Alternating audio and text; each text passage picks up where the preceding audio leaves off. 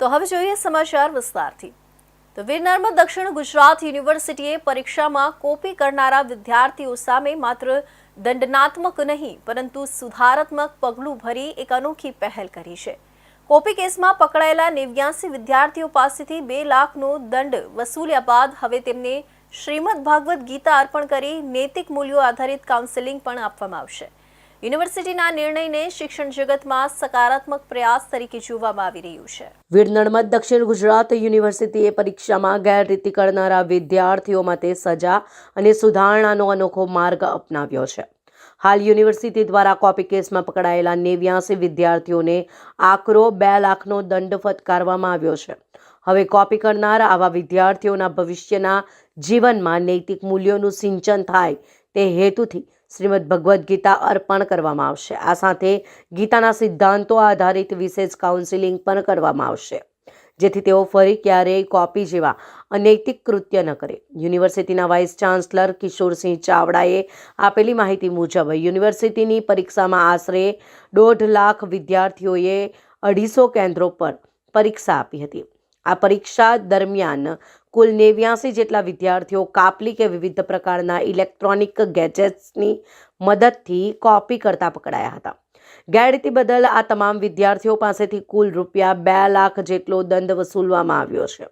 ગેરરીતિના કેસોની વિગત: કાપલીનો ઉપયોગ: 32 વિદ્યાર્થીઓ આધુનિક અથવા ઇલેક્ટ્રોનિક ગેજેટ્સનો ઉપયોગ કરતા સામે આવ્યા હતા, જેમાં કેલ્ક્યુલેટર અને ફોનનો સમાવેશ થાય છે। 12 વિદ્યાર્થીઓ ગેરહાજર રહ્યા હતા। 42 વિદ્યાર્થીઓ જેમની સામે યુનિવર્સિટીના નિયમો મુજબ કાર્યવાહી થશે। વીસી કિશોરસિંહ ચાવડાએ આ પહેલાનો હેતુ સ્પષ્ટ કરતા જણાવ્યું હતું કે દંડ તો કરવામાં આવ્યો છે, પરંતુ વિદ્યાર્થીઓ ભવિષ્યમાં ગેરરીતિ ન કરે તે ખૂબ જરૂરી છે। આ માટે ભવિષ્યમાં કોપી કરનાર તમામ વિદ્યાર્થીઓને શ્રીમદ ભગવદ્ ગીતા આપવામાં આવશે। ગીતામાં રહેલા સિદ્ધાંતો, કર્મનો સંદેશ અને નૈતિક મૂલ્યોનું તેમને માર્ગદર્શન મળે તે હેતુથી તેમનું ખાસ કાઉન્સેલિંગ પણ કરવામાં આવશે। આનાથી તેઓ માત્ર પરીક્ષામાં જ નહીં પરંતુ જીવનના દરેક ક્ષેત્રમાં સન્માન અને ઈમાનદારીથી વર્તે તેવો યુનિવર્સિટીનો આશય છે। આપણી વીર નર્મદ દક્ષિણ ગુજરાત યુનિવર્સિટીમાં ઓક્ટોબર અને નવેમ્બર માસ દરમિયાન 1,25,000 કરતાં વધારે વિદ્યાર્થીઓ યુનિવર્સિટી પરીક્ષા આપી રહ્યા હતા। 250 કરતાં વધારે કેન્દ્રો પર આપી રહ્યા હતા। એની અંદર પ્રથમ તબક્કાના 89 જેટલા વિવિધ પરીક્ષાઓમાં ગેરરીતિ કરતા વિદ્યાર્થી, એટલે કે કાપલી હોય, ઉતારો કરતા હોય, ઇલેક્ટ્રોનિક ગેજેટ કરતા હોય, એવા 89 વિદ્યાર્થીઓને ગઈકાલે બોલાવવામાં આવ્યા હતા અને આ તમામ વિદ્યાર્થીઓનો કુલ મળીને 2 લાખ રૂપિયા જેટલો આર્થિક દંડ પણ કરવામાં આવ્યો છે। પરંતુ એ લોકોની માનસિક પરિસ્થિતિને ધ્યાનમાં રાખીને યુનિવર્સિટી દ્વારા હવેથી ભગવદ્ ગીતા પણ પહેલાં આપવામાં આવશે, કાઉન્સેલિંગ કરવામાં આવશે કે જેથી તેઓ પોતાની સુનાવણી દરમિયાન પોતાની રજૂઆત સ્વસ્થ મને કરી શકે। ગેરરીતિના કેસોની તપાસ માલપ્રેક્ટિસ ઇન્ક્વાયરી કમિટી દ્વારા હાથ ધરવામાં આવી હતી। આ કમિટીએ તમામ વિદ્યાર્થીઓને રૂબરૂ સાંભળીને તેમની સામેના આરોપોની તપાસ કરી હતી।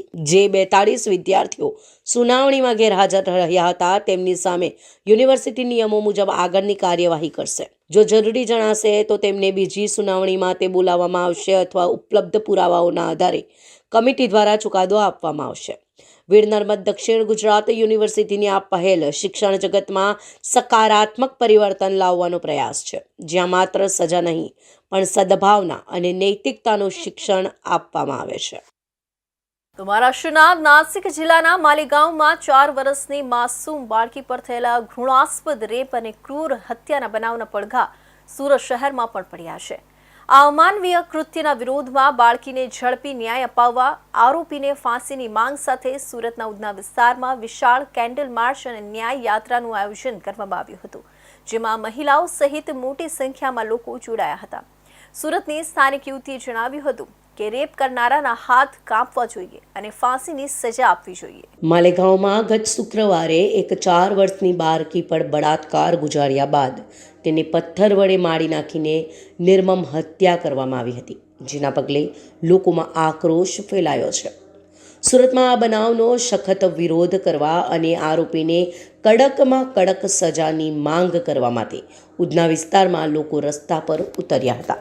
આ કેન્ડલ માર્ચ અને ન્યાય યાત્રા રાજે ચોકથી શરૂ થઈને છત્રપતિ શિવાજી મહારાજ ચોક સુધી યોજવામાં આવી હતી. યાત્રામાં મોટી સંખ્યામાં નાની બાળકીઓથી લઈને મહિલાઓ, યુવાનો અને સ્થાનિક નાગરિકો જોડાયા હતા.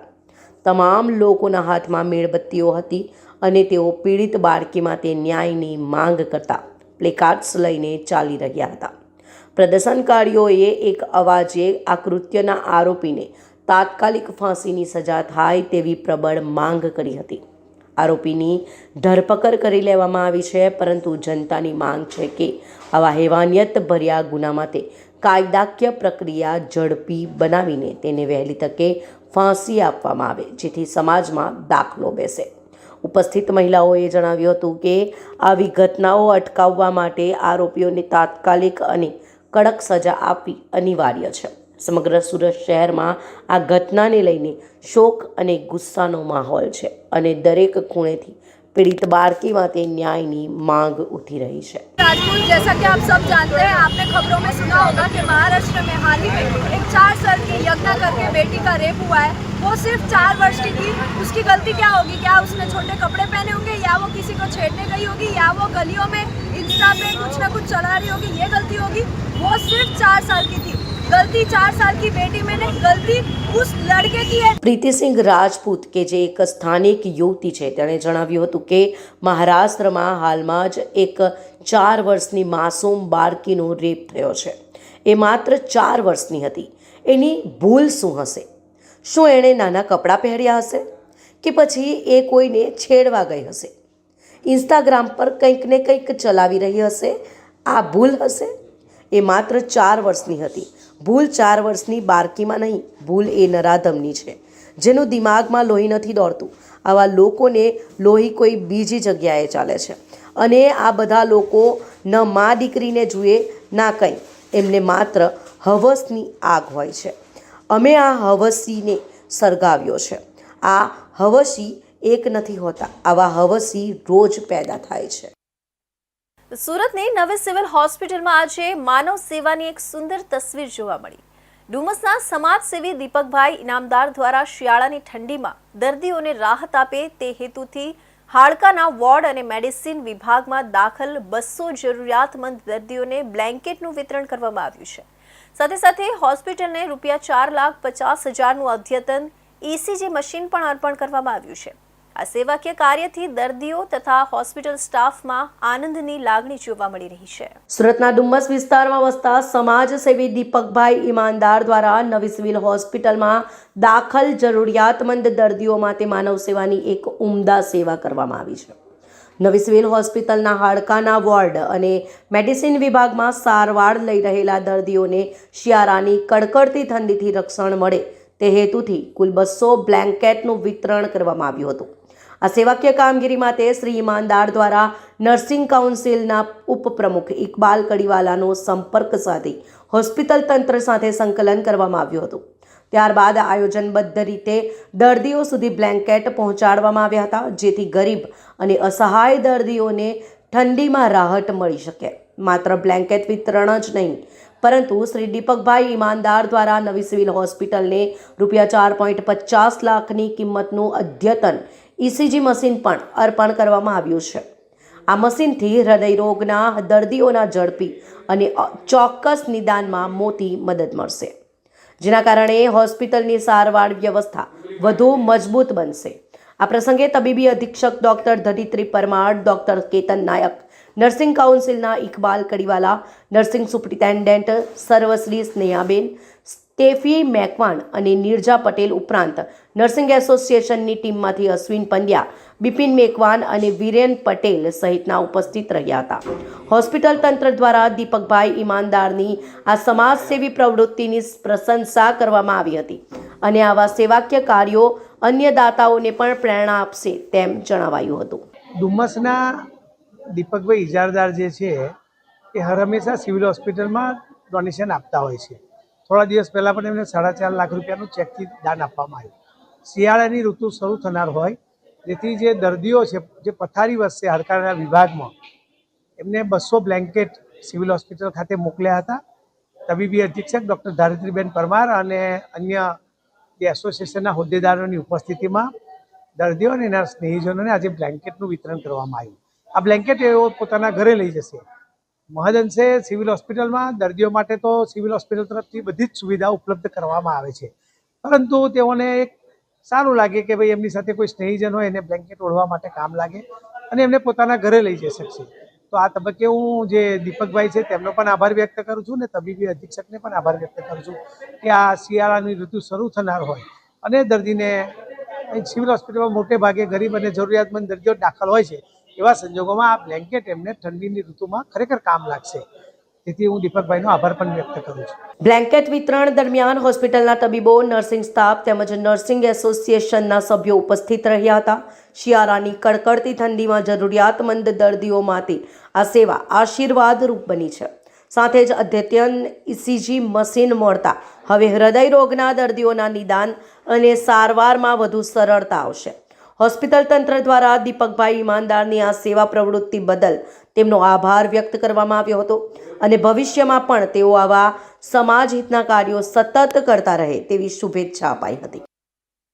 તો સુરતના વરાછા વિસ્તારમાં આજે ફાયર વિભાગની સૂઝબૂછથી એક મોટો અકસ્માત ટળી ગયો. ઘરના ત્રીજા માળે 2 વર્ષની બાળકી રમતા રમતા અંદરથી દરવાજો બંધ કરી દેતાની સાથે જ સમગ્ર પરિવાર ચિંતામાં મુકાઈ ગયો હતો. ફાયર વિભાગની જાણ થતાં જ ગણતરીના મિનિટોમાં જવાનો ઘટના સ્થળ પર પહોંચ્યા અને દરવાજાનો લોક તોડી બાળકીને સહી સલામત રેસ્ક્યુ કર્યો.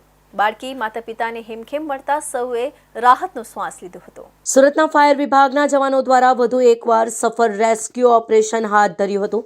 સુરતના વરાછા વિસ્તારમાં આવેલી સોસાયટીના ઘરમાં ત્રીજા માળે 2 વર્ષની બાળકીએ રમતા રમતા દરવાજો બંધ કરી દીધો હતો. બાળક અંદર ફસાઈ જતા રડી રહી હતી, જ્યારે માતા પિતા બહાર ચિંતામાં મુકાઈ ગયા હતા. ત્યારે ફાયર વિભાગને જાણ થતાં 5 મિનિટમાં જ બાળકીને રેસ્ક્યુ કરીને પરિવારને સહી સલામત સોંપી હતી. મળતી માહિતી પ્રમાણે સુરતના વરાછા વિસ્તારમાં માતાવાડી ખાતે હેમકુંજ સોસાયટી આવેલી છે, જેમાં 55 નંબરના ઘરમાં ત્રીજા માળે ચૌહાણ પરિવાર રહે છે. પરિવારની 2 વર્ષની દીકરી ઘરની અંદર રમી રહી હતી, ત્યારે માતા બહાર હતી. દરમિયાન બાળકીએ રમતા રમતા ઘરનો દરવાજો અંદરથી બંધ કરી દીધો હતો. બાળકી અંદર ફસાઈ ગઈ હતી અને માતા બહાર હતી. બાળકી અંદર ફસાઈ જતા રડવા લાગી હતી. માતા દ્વારા બૂમાબૂમ કરવામાં આવતા આસપાસના લોકો દોડી આવ્યા હતા અને બાળકીના પિતાને પણ જાણ કરવામાં આવતા તે દોડી આવ્યા હતા. બાળકી દરવાજા પાસે હોવાથી દરવાજો તોડી શકાય તે પ્રકારની કોઈ સ્થિતિ ન હતી અને અન્ય પ્રયાસો કરવામાં આવ્યા છતાં પણ દરવાજો ખુલી રહ્યો ન હતો. આથી ફાયર બ્રિગેડને જાણ કરવામાં આવી હતી. સબ ફાયર ઓફિસર સુધીર ગઢવી અને તેમના ફાયર જવાનો ઘટના સ્થળે દોડી ગયા હતા, જ્યાં કોમ્બી ટૂલ્સથી 5 થી 7 મિનિટમાં દરવાજાનું લોક તોડી નાખવામાં આવ્યું હતું. દરવાજો તોડી અંદર જોતા ગભરાઈ જવાના કારણે બાળકી સતત રડતી હતી. ચિંતામાં મુકાઈ ગયેલા માતા પિતાને 2 વર્ષની બાળકી હેમખેમ મળી આવતા તેમની આંખોમાં પણ હર્ષના આંસુ આવી ગયા હતા. ફાયર વિભાગ દ્વારા ગણતરીની મિનિટોમાં જ બાળકનું રેસ્ક્યુ કરીને પરિવારને સહી સલામત સોંપતા સૌ કોઈએ રાહતનો શ્વાસ લીધો હતો. આ સાથે જ ફાયર વિભાગની કામગીરીને હાજર સૌ કોઈએ બિરદાવી હતી. તો હવે સમય છે એક વિરામનો.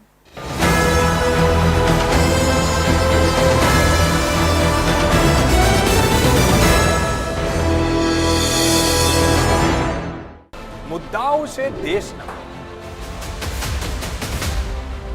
પેનલ પર થશે ચર્ચા, વાતમાં થશે સ્પષ્ટ સંવાદ. અમે લાવીએ છીએ તમારા પ્રશ્નોને મંચ પર.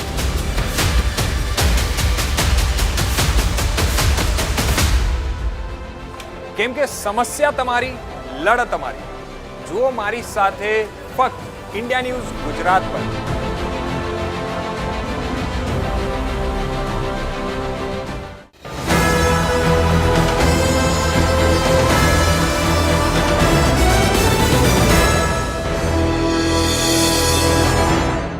વિરામ બાદ ફરી આપ સૌનું સ્વાગત છે। સુરતના પાંડેસરા વિસ્તારમાં જાહેરનામાનો ભંગ કરીને જાહેર રોડ પર જન્મદિવસની ભવ્ય ઉજવણી કરવામાં આવ્યાનો વિડીયો સામે આવ્યો છે। પિન્ટુ નામના વ્યક્તિના જન્મદિવસ નિમિત્તે રસ્તા પર જ ભીડ ભેગી કરીને ઉજવણી કરાઈ હતી। ખાસ કરીને દારૂબંધીવાળા ગુજરાતમાં દારૂની પ્રતિકૃતિવાળી કેક કાપવામાં આવતા સમગ્ર મામલો વિવાદમાં આવ્યો છે। ઉજવણીના વિડીયો સોશિયલ મીડિયામાં વાયરલ થતા હવે પોલીસ કાર્યવાહી કરશે કે કેમ તે અંગે ચર્ચા તેજ બની છે। સુરતના પાંડેસરા વિસ્તારમાં જાહેરનામાનો ભંગ કરી જાહેર રોડ પર જન્મદિવસની ભવ્ય ઉજવણી કરવામાં આવ્યાનો એક ચોંકાવનારો બનાવ સામે આવ્યો છે। પિન્ટુ નામના વ્યક્તિના જન્મદિવસ નિમિત્તે રસ્તા પર જ મોટી ભીડ ભેગી કરવામાં આવી હતી અને જાહેરમાં ઉજવણી કરવામાં આવી હતી।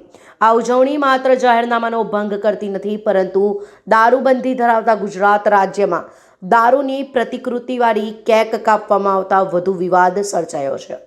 મળતી માહિતી મુજબ પિન્ટુના જન્મદિવસ પ્રસંગે દારૂની બોટલ જેવી આકારવાળી કેક તૈયાર કરાવી તે જાહેરમાં કાપવામાં આવી હતી। આ સમગ્ર ઉજવણીનો વિડીયો સોશિયલ મીડિયામાં વાયરલ થતાં જ પોલીસ તંત્ર અને પ્રશાસન પર પ્રશ્નો ઊભા થયા છે। જાહેર રોડ પર ટ્રાફિકને અવરોધ થાય તે રીતે ઉજવણી કરવી તેમજ ભીડ એકત્ર કરવી જાહેરનામાનો સીધો ભંગ માનવામાં આવે છે। ગુજરાતમાં દારૂબંધી હોવા છતાં દારૂની પ્રતિકૃતિવાળી કેક બનાવી તેનું પ્રદર્શનમાં કાપવું કાયદા અને સંવેદનશીલતા બંને સામે ગંભીર પ્રશ્નો ઊભા કરે છે। સ્થાનિક લોકોમાં પણ આ મુદ્દે અસંતોષ જોવા મળ્યો છે। લોકોનું કહેવું છે કે આવા દેખાડાવાળા કાર્યક્રમો યુવાનોમાં ખોટો સંદેશ આપે છે અને કાયદાકીય વ્યવસ્થાનો મજાક બનાવે છે। હાલ સોશિયલ મીડિયામાં વાયરલ થયેલા આ વિડીયો બાદ પોલીસ દ્વારા તપાસ શરૂ કરવામાં આવશે કે કેમ તે જોવાનું રહ્યું છે। જો જાહેરનામા ભંગ અને અન્ય કાયદાકીય ધોરણોના ઉલ્લંઘન અંગે કાર્યવાહી કરવામાં આવે તો સંબંધિત વ્યક્તિઓ સામે કડક પગલાં લેવામાં આવી શકે છે। પાંડેસરા પોલીસ આ મામલે શું પગલાં ભરે છે તેના ઉપર સૌની નજર તકી છે। સુરત શહેર ક્રાઇમ બ્રાન્ચે ફરી એકવાર મોટી સફળતા હાંસલ કરી છે। ઓડિશામાં હત્યાના ગંભીર ગુનામાં છેલ્લા 22 વર્ષથી ફરાર રહેતા વોન્ટેડ આરોપીને સુરતમાંથી ઝડપી લેવામાં આવ્યો છે। પોતાની અસલી ઓળખ છુપાવી રાહુલ માસ્ટરના નામે લૂમ્સના કારખાનામાં કામ કરતો આરોપી આખરે પોલીસની પકડમાં આવ્યો છે। સુરત ક્રાઇમ બ્રાન્ચે ઝડપી કાર્યવાહી કરી આરોપીને ઝડપી લઈને ઓડિશા પોલીસને સોંપી દીધો છે। સુરત શહેર પોલીસ ક્રાઇમ બ્રાન્ચે ફરી એકવાર અન્ય રાજ્યમાં વોન્ટેડ આરોપીની ધરપકડ કરી છે। ઓડિશા રાજ્યમાં હત્યાના ગુનામાં છેલ્લા 22 વર્ષથી ફરાર એક આરોપીને ઝડપી પાડ્યો છે। વર્ષ 2003માં થયેલા રાયોટિંગ અને મર્ડરના ગુનામાં સંડોવાયેલો આરોપી પોતાની ઓળખ છુપાવી સુરતમાં વસવાટ કરી રહ્યો હતો। આ ઘટના ઓડિશાના ગંજામ જિલ્લાના પોલસરા તાલુકાના પાટીગઢ ગામની છે। વર્ષ 2003માં આરોપી સચિન્દ્ર ઉર્ફે સચી શાહનીએ તેના અન્ય સાથીદારો સુશાંત મહાંતો, મિટ્ટુ મહાંતી, આલોક પાત્ર, મિટ્ટુ રાઉત અને દીપુ કલાઈ સાથે મળીને એક ગેરકાયદેસર મંડળી રચી હતી। જૂની અદાવત અને બદલાની ભાવનાને કારણે આ શખ્સોએ ભેગા મળીને લિંગરાજ પાત્ર નામના વ્યક્તિ પર લાઠી અને દંડા વડે ઘાતક હુમલો કર્યો હતો, જેમાં લિંગરાજ પાત્રનું મોત નીપજ્યું હતું। આ ઘટના બાદ આરોપી પોલીસ પકડથી બચવા ફરાર થયો હતો। ઓડિશા પોલીસને બાતમી મળી હતી કે આ હત્યાનો મુખ્ય આરોપી રચિન્દ્ર હાલ સુરત શહેરમાં ક્યાંક વસવાટ કરી રહ્યો છે। ઓડિશા પોલીસની એક ટીમ સુરત આવી પહોંચી હતી અને સુરત શહેર ક્રાઇમ બ્રાન્ચની મદદ માંગી હતી। ક્રાઇમ બ્રાન્ચે ત્વરિત કાર્યવાહી હાથ ધરી પોતાની ખાનગી બાતમીદારોને કામે લગાડ્યા હતા। તપાસ દરમિયાન આરોપી રાહુલ માસ્ટર નામથી પાંડેસરા અને બમરોલી વિસ્તારમાં લૂમ્સ કારખાનામાં કામ કરતો હોવાની બાતમી મળી હતી। આ માહિતી મળતા જ ક્રાઇમ બ્રાન્ચે સતત 2 દિવસ સુધી પાંડેસરા અને બમરોલી ઇન્ડસ્ટ્રીયલ વિસ્તારમાં વોચ ગોઠવી રેકી કરી હતી અને સઘન વોચ બાદ પોલીસે 49 વર્ષીય આરોપી સચિન્દ્ર ઉર્ફે સચી ઉર્ફે રાહુલ માસ્ટર ને ઝડપી પાડ્યો હતો।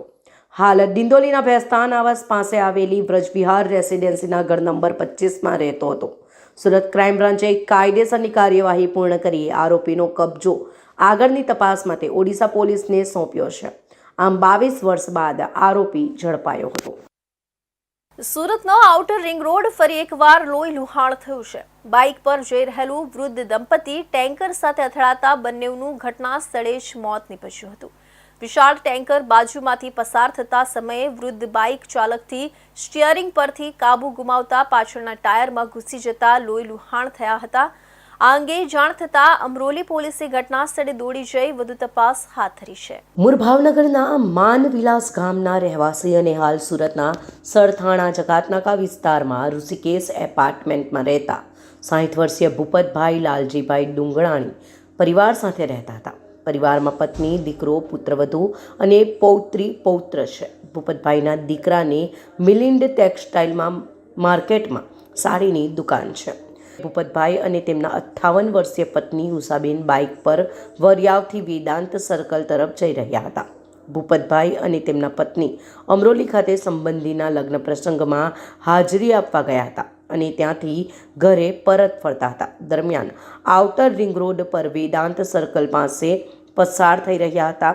આ સમયે બાજુમાંથી એક વિશાળ ટેન્કર પસાર થતાં ભૂપતભાઈએ બાઇકના સ્ટીયરિંગ પરથી કાબુ ગુમાવી દીધો હતો અને સીધા ટેન્કરના પાછળના ટાયર પાસે જઈને અથડાયા હતા. ત્યારબાદ બંને રોડ પર પટકાતા માથાના ભાગે ગંભીર ઈજાઓ થઈ હતી.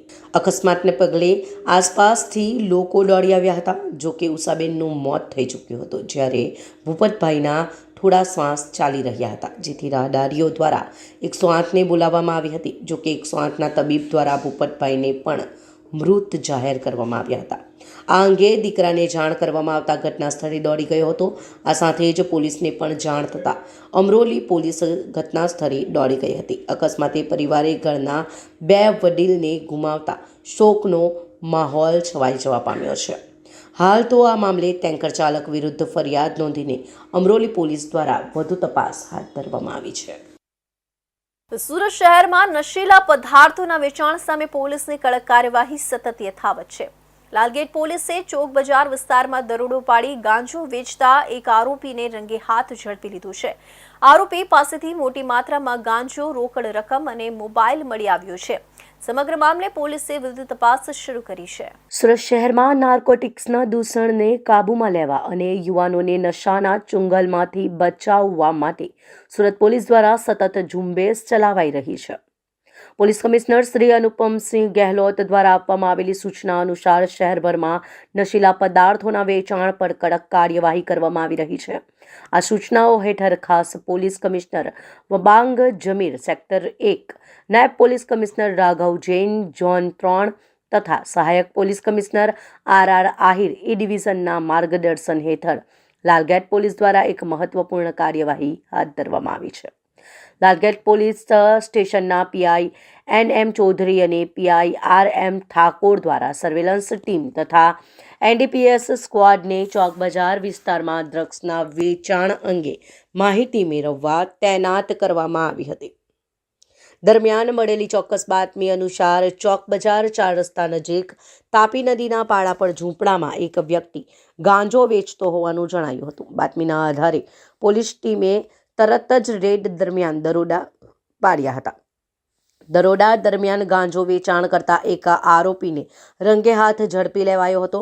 આરોપી પાસેથી 93.240 ગ્રામ વજનનો વનસ્પતિજન્ય નશીલો પદાર્થ ગાંજો કિંમત ₹4,662, એક મોબાઈલ ફોન કિંમત ₹3,000, રોકડ રકમ 6,380 તથા નાની ખાલી પારદર્શક પ્લાસ્ટિક થેલીઓ નંગ 8 મળીને કુલ મુદ્દામાલ કબજે કરવામાં આવ્યો હતો.